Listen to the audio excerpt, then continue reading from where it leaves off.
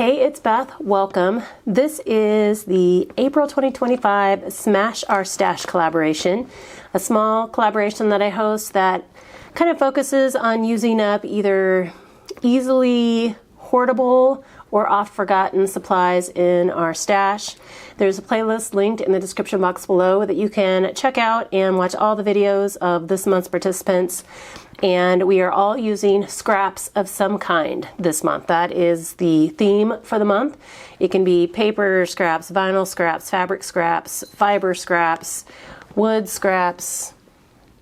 I don't know what other kind of scraps you might have, but any kind of crafty scrap goes for this month, and we are just trying to work through as many of those scraps as we can. This month I am focusing on paper scraps, primarily focused on cardstock scraps, but I do have some spring and summer themed scraps in this bag that I would like to play with as well. But I wanted to go through my cardstock scraps. I have been good at clearing out like the smaller pieces and, you know, just doing some die cutting with them. But there are these larger pieces that are still they're still small enough that they're hard to do things with, but they were big enough that I thought maybe I could use them for something. But I really want to try and whittle down the stash as well. So let's see how far I can get with that. Well, I didn't have as much time as I would have liked to have played with the scraps, but I still feel like I got a lot done, but that I didn't really make a big dent in the bags. So what I did is, I have several different projects here. I went through and, not even included in these bags, I had gone through and pulled out patterned paper scraps that were at least 4 inches square so that I could get a 2-inch corner bookmark. And so, you know, some of them I may have had to trim down to be a square, but I needed at least a 4-inch square available to make my little corner bookmarks. I don't like going much smaller than that. I do have some bigger than that. So I got about 13 of these.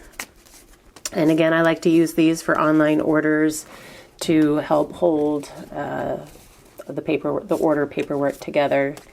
So got some of those done, and then before I guess the next step in my process was I went through the cardstock scraps and looked for strips that I could use for bookmarks.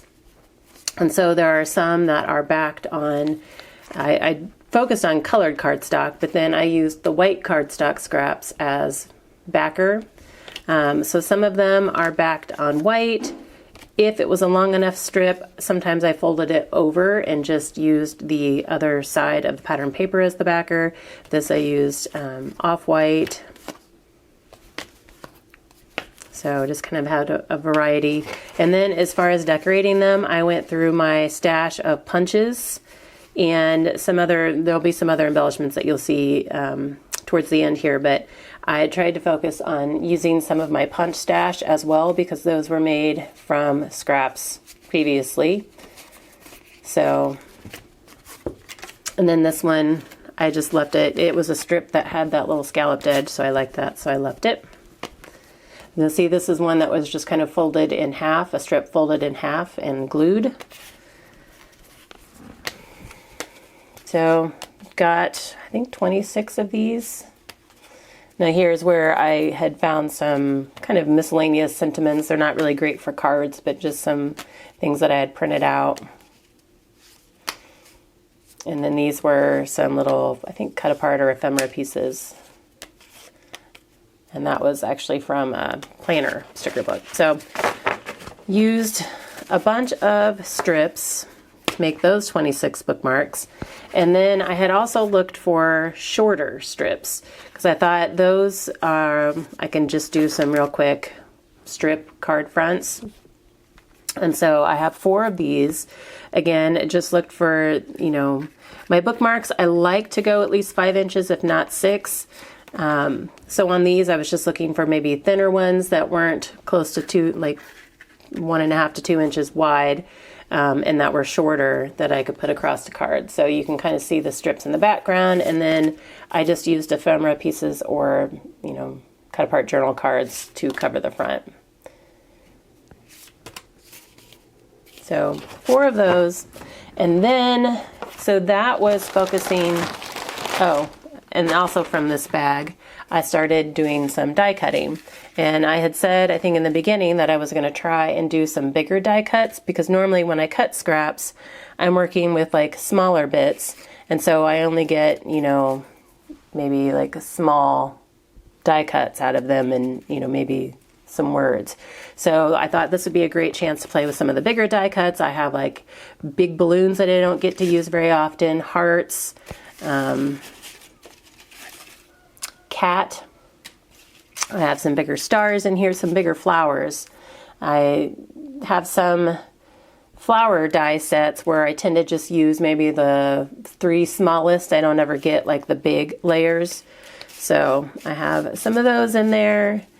So just kind of a wide variety of die cuts, and like I said, this is just the tip of the iceberg. I could have done that for days, but this is what I have left in the bag. I probably made a little bit of a dent, but there's still a lot left to do. So I will continue to work on those throughout the month. And if you're in my Facebook group, stay tuned, because there will probably be a die cut swap coming up again, because I'm going to have lots that I'll want to share. So my last project are little 3.5 by 5 inch note cards that I made with red, white, and blue scraps. So each year I try to do some thank you cards to soldiers for Veterans Day. This is through Cards for Soldiers, the group, like the card drive group. And so I like to use just the little note cards for these, just because I have a bunch of this size envelopes that I need to use up, and they're not going in the mail. They're just going to be, you know, hand delivered to soldiers or veterans, depending on which event it is. But so I focused on the red, white, and blue scraps from here, and then pulled in some extra red, white, and blue scraps from my just regular pattern paper scraps. This is kind of like spring holiday scraps that I had combined a couple years ago. So I just kind of created what I could with the scraps I had. I did print some sentiments that from my silhouette. These were like cut designs that I just converted to print, and added those on, added some die cut stars in some or punch stars in places. So was just really trying to use the scraps that I had. So I did a little bit of trimming on some cases, but tried not to if I could avoid it. And then this is just a 12 by 12 sticker sheet that I have. I don't remember who it's by, like the strip at the top is gone, but some of these kind of fit. This one is perfect. So I got 15 of these, I think. So a good head start for my soldier and veteran thank yous. So again, I feel like I did a lot in the little time that I had, but still have a ways to go. So there will be hopefully more scrap videos coming from me within the next month, so stay tuned for that. And then be sure to check that description box below to find the playlist link to see what everybody else made. And, you know, maybe somebody even used fabric scraps or wood scraps or vinyl scraps. Sometimes, you know, you get a good mix. It just it doesn't matter what kind of scrap, just as long as you can craft with it. So anyway, thank you guys so much for your time, and I hope you all have a very crafty day.